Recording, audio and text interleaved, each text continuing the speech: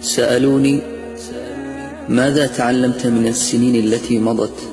فأجبت: تعلمت أن من لا خير فيه لأهله لا خير فيه للناس، وتعلمت أن أقول الحمد لله على كل شيء.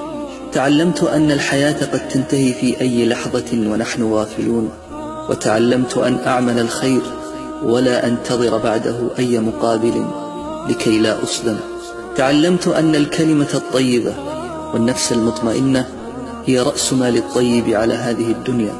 تعلمت أن أغلى إنسان في هذه الدنيا هو ذاك الذي يحيطه الأمن والصحة من كل جانب. وتعلمت أيضا أن من يزرع الثوم لا يجني الريحان، وإن غرس وسقى ولو غسل الثوم بماء الورد لا تذهب رائحته. وتعلمت أن العمر ينتهي والشواغل لا تنتهي. وتعلمت أن بقدر إصغائك للناس يرخي الناس لك أسماعهم. وتعلمت أن الناس متفاوتون في نواياهم، وليس كل نية حسنة تصنع عملا صالحا، فكم من مصلح سعى في الخير ولكن أخطأ الطريق. تعلمت أن كثيرا مما تعلمناه في المدرسة شيء وفاجأنا الواقع بشيء آخر.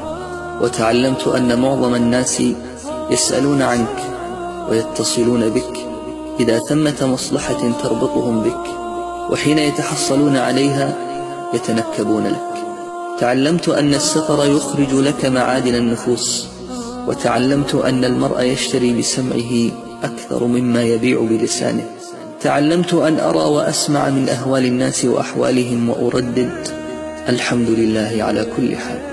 تعلمت أن الثرثرة بتفخيم الأنا هي انعكاس لنفس خاوية فارغة. وتعلمت أن أجود معادن النفوس هو الذهب، إذ حتى في الوحل الذهب له بريق ويشع. وتعلمت أن أصحاب القبور لم ينالوا آمالهم ولم يحققوا أمنياتهم، وكانت لهم مواعيد وشواغل قطعها الموت وحال دونها. وتعلمت أن أرسل ما يعجبني